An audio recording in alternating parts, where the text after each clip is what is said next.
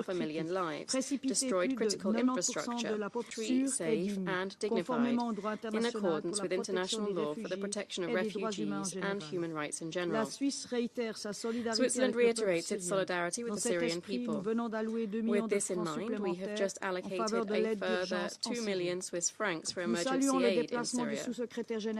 We welcome the visit to Syria by the Under-Secretary General and Director of OCHA, Tom Fletcher.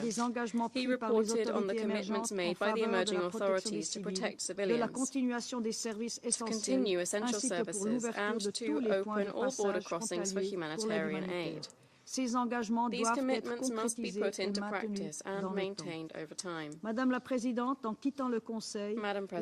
while leaving the Council, Switzerland calls on all its members to pursue the path opened up on the 8th of December, and in the same spirit of cooperation, and to fully support a political transition led by and for the Syrians. The search for a political solution in Syria, in the terms adopted by our Council, has stalled for too long. It is time for unequivocal support for peace and security in Syria and in the region as a whole. Thank you. I thank the representative of Switzerland for their statement, and I now give the floor to the representative of the Russian Federation. Госпожа председатель, Madam President.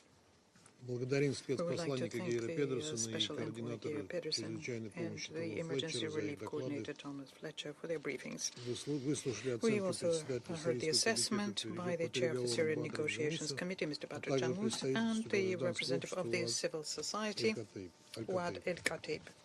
Внимательно следим за We развитием follow very ситуации в closely the дружественном developing Сирии, situation in the brotherly country of Syria, which has entered a new transitional period of its history after the major part of its territory came under the control of the alliance of armed groups.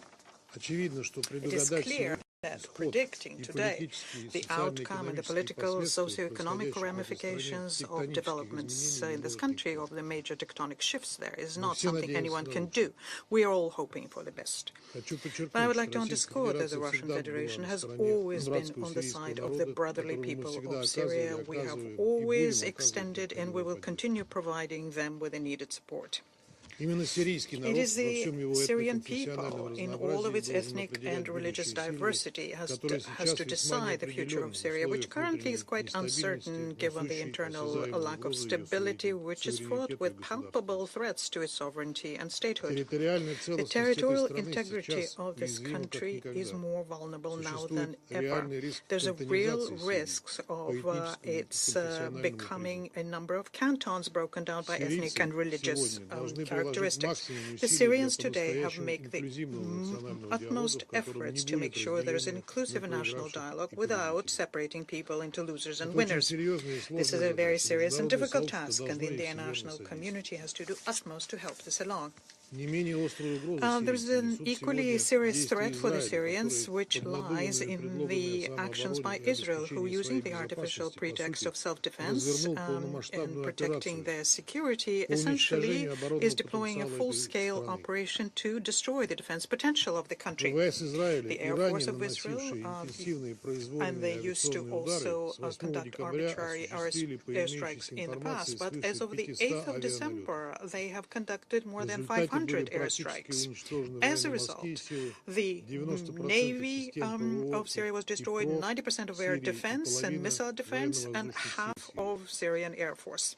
Additionally, there are mass bombardments of government buildings and dozens of industrial and storage facilities in Damascus, Suwayt, Deraa, Homs, Tartus, Latakia, and Palmyra. Idlib, Atanf, and areas across the Euphrates are obviously outside of this equation. In the early hours of the 14th of December, the Air Force of Israel struck objects in the city of Qasyun and destroyed an electronic warfare station. There is also the land incursion by the Israeli forces in the occupied Syrian Golans, which is a gross violation of the provisions of the disengagement agreement of 1974 and an open attempt on the sovereignty and territorial integrity of a neighbor. According to our information, the Israeli forces are not just occupying the Syrian side of the separation line. They've moved much further. Israeli military equipment was seen almost 20 kilometers away from Damascus. The argument that the peacekeepers need to be protected sounds very cynical, given that the peacekeepers currently are essentially very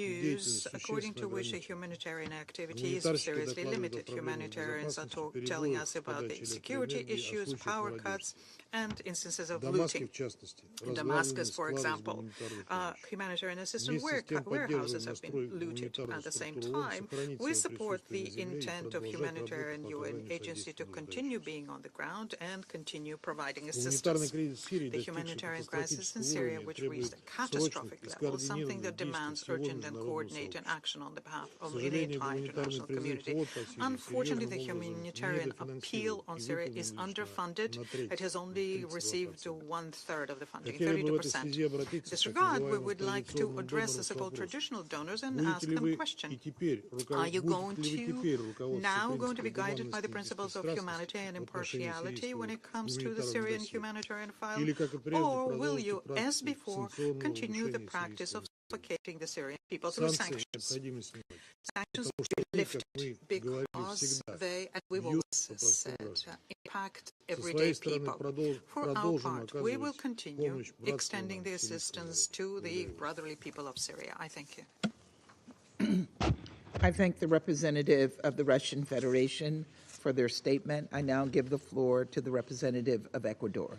Gracias, señora presidenta. Thank you, Madam President. Agradezco al enviado especial I thank Special Pedersen y al Envoy subsecretario Pedersen Fletcher and por la información USG Fletcher proporcionada, for the information pero provided. particularmente por el valioso, In particular, we thank por la them valiosa for gestión que llevan adelante en este complejo escenario. valuable work He that they're doing in this escuchado con complex scenario. atención And I a la listened señora closely Al-Khatib to y al Ms. señor Hamouz, Al-Khatib and a quienes Mr. también Jamous, agradezco. and we also thank them for their Expreso statements. la I solidaridad del express Ecuador con the el pueblo sirio solidarity of y su Ecuador with the aspiración por un Syrian verdadero people and futuro de with paz its y aspiration for desarrollo. a true future of El peace and escenario actual development. es una The oportunidad para current scenario restablecer el is an Estado de opportunity to Derecho, restore the rule of motivar law, la to reconciliación encourage nacional national y reconciliation, ofrecerle al pueblo and to sirio las provide the condiciones de Syrian bienestar y people with the seguridad conditions que les for fueron well-being and restringidas security en los that últimos were 13 unavailable años. to them over the El last Ecuador 13 years. coincide con las palabras Ecuador del secretario concurs with the general words sobre of la the necesidad Secretary de General on the restaurar la need to soberanía, la restore the unidad, la sovereignty, independencia y unity, la integridad independence, territorial and de territorial Siria. integrity of Respalda Syria. asimismo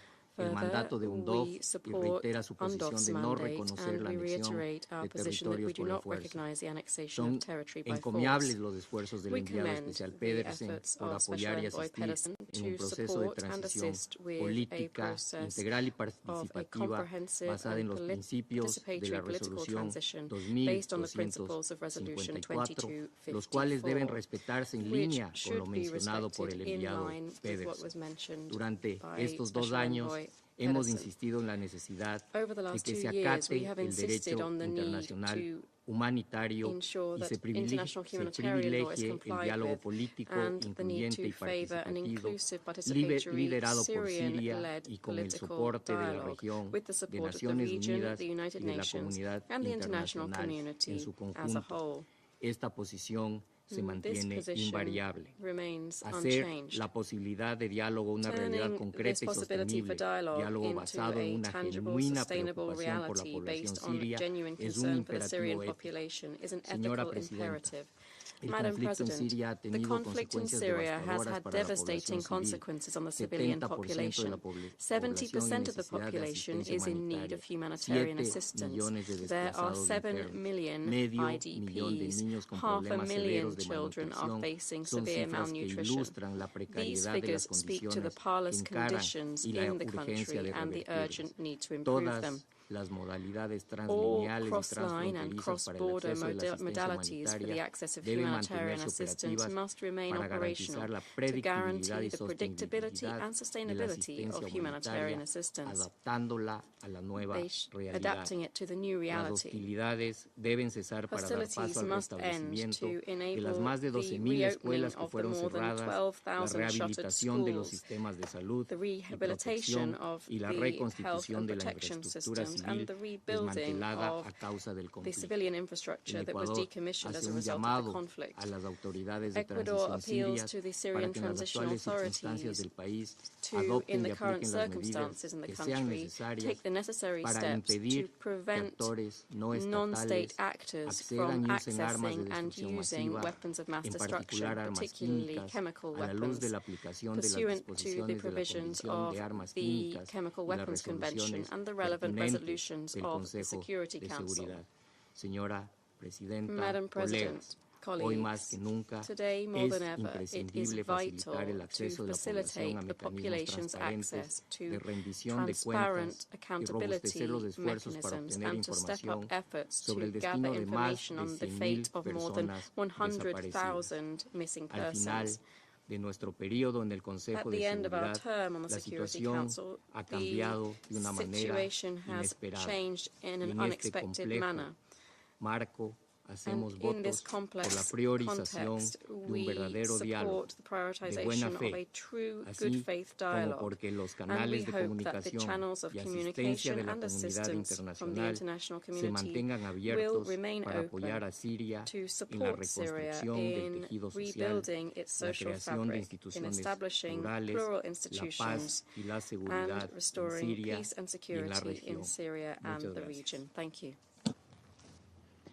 I thank the representative of Ecuador for their statement. I give the floor to the representative of Algeria. Madam President, I have the honor to deliver this statement on behalf of the members of the A3+, namely Guyana, Mozambique, Sierra Leone, and my own country, Algeria. At the outset, the A3+ would like to thank Mr. Peterson and Mr. Fletcher for their valuable briefings. We listened carefully to the representatives of the civil society. Madam President, our meeting takes place in a unique context. Syria, a nation exhausted by conflict, could choose the long road to peace. This situation brings immense hope for Syrians. However, it also causes significant concern as the fragile calm of recent days risk being disrupted, plunging Syria into a renewed crisis that no one wishes to see.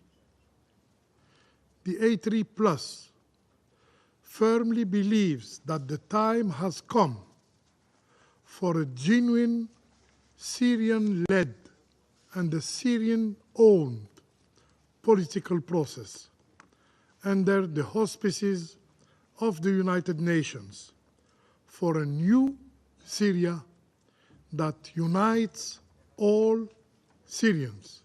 Yes, all Syrians, regardless of ethnicity or religious denominations.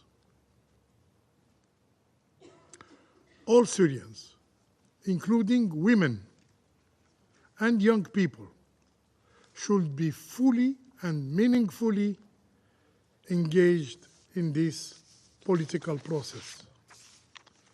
The involvement of the civil society is also key to ensuring a successful transition in Syria towards the realization of the aspirations of the Syrian people. In this regard, we fully support the efforts of the Special Envoy and urge the meaningful implementation of Resolution 2254, including the establishment of an inclusive transitional governing body with full executive power. We also stress the critical role of the United Nations at this juncture, underscoring that the Syrian people should be able to rely on the organization's support and expertise as they navigate the path ahead toward building a strong, sustainable culture of good governance. It is time for inclusivity, not division. It is time for inclusivity, not division. It is time for dialogue, not arms. It is time for dialogue, not arms. The A3+ reaffirms its unwavering commitment to Syria's sovereignty, independence, unity, and territorial integrity. We firmly reject any attempt to divide Syria. To move forward from its history of violence, Syria should not be an arena of polarization or rivalry of external powers. The A3+ stresses that only the Syrian people will freely decide the future of Syria. This fragile situation must not be exploited for the resurgence of terrorism.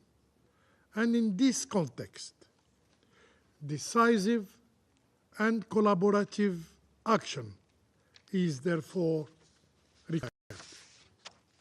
Furthermore, the A3+ reiterate that Syria's territorial integrity must be respected by all. And in this regard, we express our grave concern over the recent military incursions by the Israeli Defense Forces into Syrian territory, which constitute a flagrant violation of international law, a flagrant violation of the UN Charter.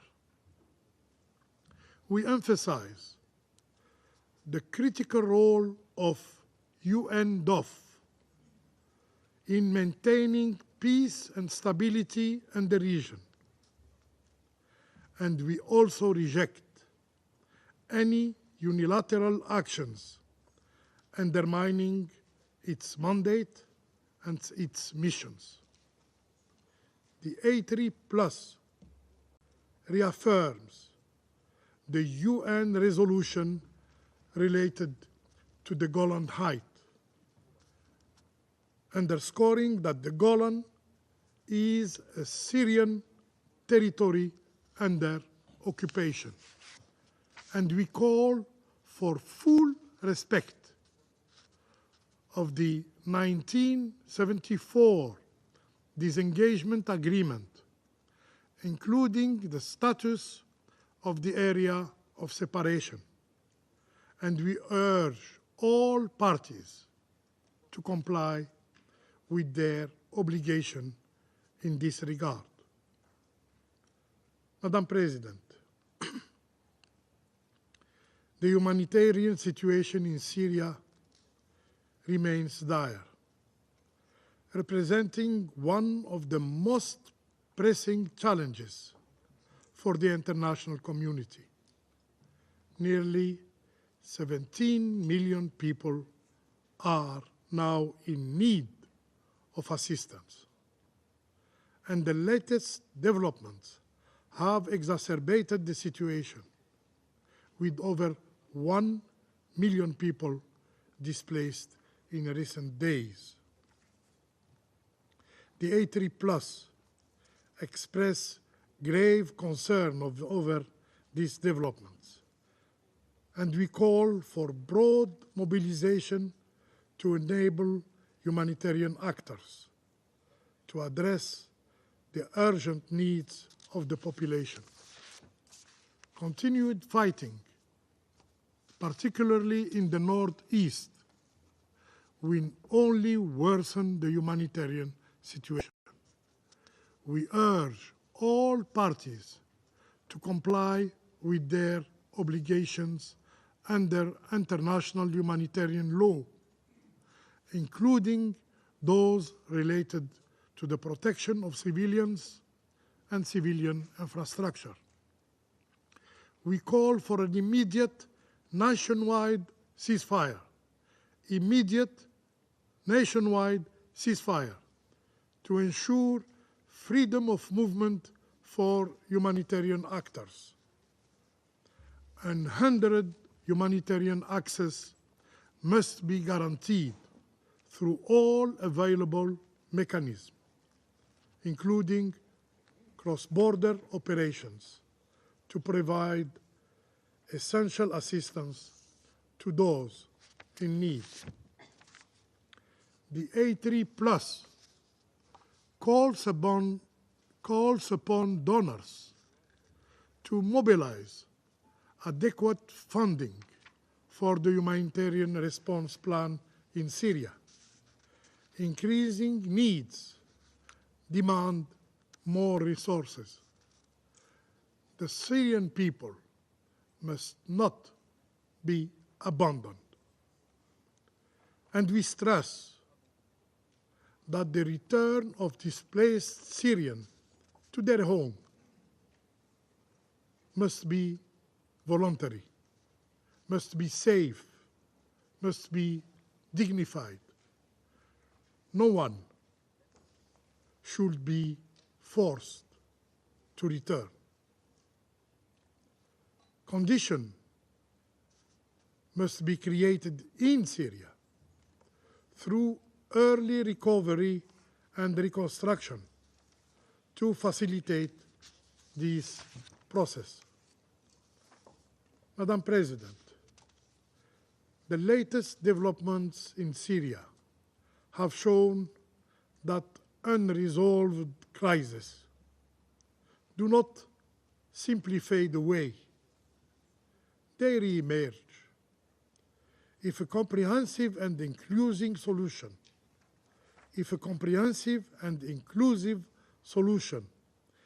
is not found for the situation in Syria, the repercussion will be disastrous for the region. For the A3+,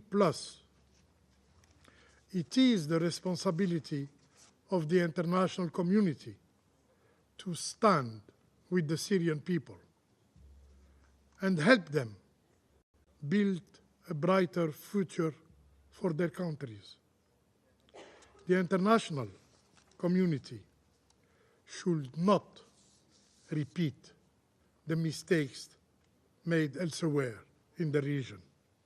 The international community, I repeat, should not repeat the mistakes made elsewhere in the region. I thank you. I thank the representative of Algeria for their statement. I now give the floor to the representative of Japan. Thank you, Madam President. I thank Special Envoy Pedersen and USG Fletcher for their informative briefings. I also thank Ms. Wad Al-Khatib and Mr. Madar Jamas for their words. Since November 27th, we have witnessed rapid and dramatic changes in the state of affairs in Syria. Though it is premature to use concrete terms in relation to the de facto authority, we take note the current caretaker government has expressed its will for a smooth and peaceful transfer of power. In this regard, we appreciate the efforts made by Special Envoy Pedersen, including through meeting with Mr. Ahmed al-Sharara, Mr. Mohammed al-Bashir in Damascus, and other relevant counterparts. Japan is committed to backing the efforts of Syrian people to realize a political transition process in the spirit of the principles of the Security Council Resolution 2254, which leads to credible, inclusive, and non-sectarian governance. The future government must ensure respect for the rule of law and human rights, including women's rights. It also needs to provide protection to all Syrians, including religious and ethnic minorities. Madam President, there has been a success of reports of tragic traces of the atrocities committed by Assad regime, including torture in the detention centers such as Syria. The former regime must be held accountable for its crimes, and justice must be served. As the Special Envoy said, providing immediate and necessary support to the victims and their families is urgent. We uphold the roles of relevant bodies in this regard to shed light on what has happened and is happening in order to restore the dignity of detainees and determine the fates of the missing. Furthermore, we emphasize the importance of continuing our efforts with the OPCW and other partners to secure, declare, and destroy Syria's remaining chemical weapons stockpiles. We must prevent terrorists and extreme groups from acquiring any weapons of mass destruction. We must not forget those who are suffering as a result of nearly 14-year civil war. More than 70% of the population still needs humanitarian assistance, and the current upheaval has only increased this need. We understand that in some border areas, the movement of refugees returning to Syria has been observed. The authority must ensure conditions for safe, dignified, and voluntary returns of all those who were forced to flee the country. Madam President, Japan is concerned about the development of Israeli forces beyond the area of separation in the Golan Heights. Even though the Israeli government has stated the move is temporary and defensive measure, we believe that further explanation is required as to grounds for these military actions, including how they could be justified in relation to the 1974 disengagement agreement.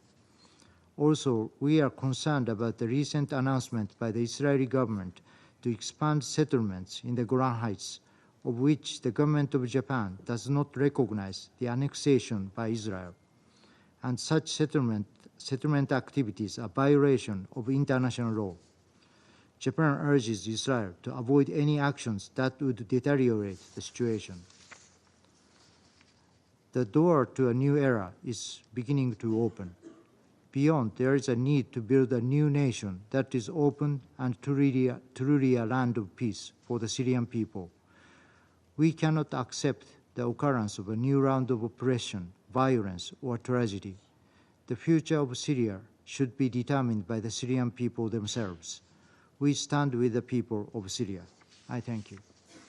I thank the representative of Japan for their statement, and I now give the floor to the representative of France. Madame la Présidente, je voudrais d'abord remercier l'envoyé spécial du secrétaire général, M. Geir Peterson, et le secrétaire général adjoint, Tom Fletcher, pour leurs interventions, ainsi que M. Bader Jamous et Mme Ouad Al-Kateb pour leurs éclairages sur la situation actuelle et leurs témoignages. Madame la Présidente, une nouvelle phase historique s'ouvre pour la Syrie et le peuple syrien après la chute du régime de Bachar al-Assad. Après des années de répression brutale, de souffrance et de fracturation profonde, le temps de la réconciliation et de la reconstruction est venu en Syrie. Le temps de la justice aussi, pour des milliers d'hommes, de femmes et d'enfants victimes du régime. Ces 13 années de guerre civile laissent un pays exsangue, dont les besoins sont immenses. Une grande partie de la population a été contrainte de s'exiler loin de leur foyer. L'économie est à rebâtir, le pays est à reconstruire. Dans l'immédiat, la priorité doit aller à la cessation des hostilités dans tout le pays. Il faut sortir du cycle de la violence. Tous les civils, y compris les minorités ethniques et religieuses, doivent être protégés dans le respect du droit international des droits de l'homme. Le droit international humanitaire doit être respecté.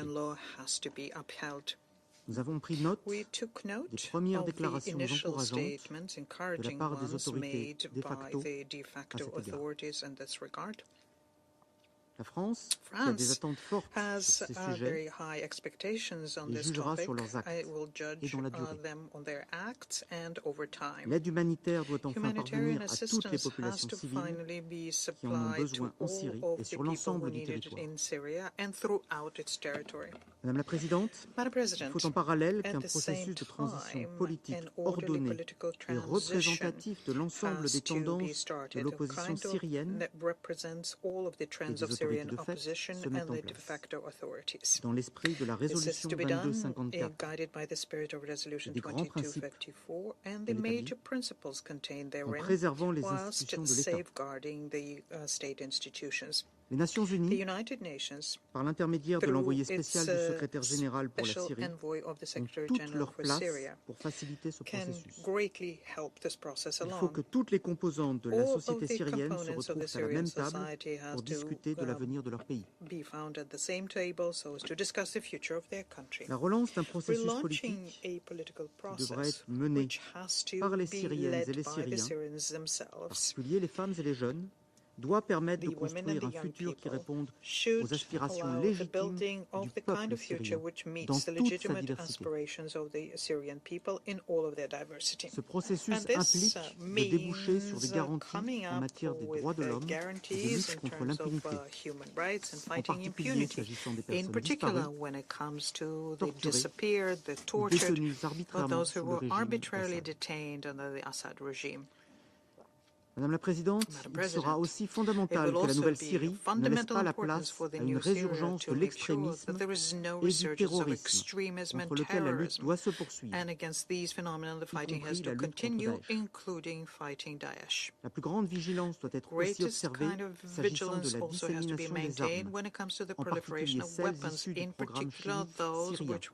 La chute du régime de Bachar el-Assad offre l'opportunité historique de détruire ces armes chimiques. Les autorités de fait doivent se saisir de ce sujet et coopérer avec l'OIAC. Dans le cadre de ce processus, la France est prête à continuer à venir en aide au peuple syrien, alors que les besoins humanitaires restent immenses. Dans l'immédiat, il est vital que l'assistance humanitaire parvienne de façon sûre à tous les Syriens et par toutes les voies d'acheminement possibles. Enfin, la France suit avec préoccupation les développements dans le Liban. Elle appelle Israël à se retirer de la zone et à respecter pleinement l'accord sur le dégagement de 1974, lequel doit être respecté par ses signataires, Israël et la Syrie. La France renouvelle son plein soutien à la FNUOD, dont la sécurité doit être préservée. Madame la Présidente, depuis 13 ans, la France est tenue aux côtés du peuple syrien dans son combat pour la liberté et contre la barbarie. Elle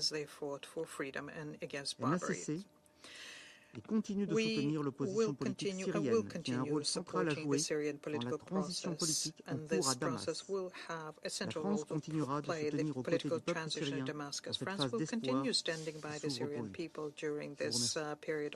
pour lui. I thank the representative of France for their statement, and I now give the floor to the representative of China. 主席，我要感谢裴凯如特使和弗莱舍副秘书长的通报。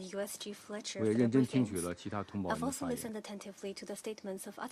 近期叙利亚局势发生重大变化，中方对此高度关注。中方对叙利亚长期奉行友好合作政策，从不干涉叙利亚内政，尊重叙利亚人民的选择。我们真诚希望叙利亚尽快实现和平，恢复稳定，愿为此发挥建设性作用。我愿谈4点看法。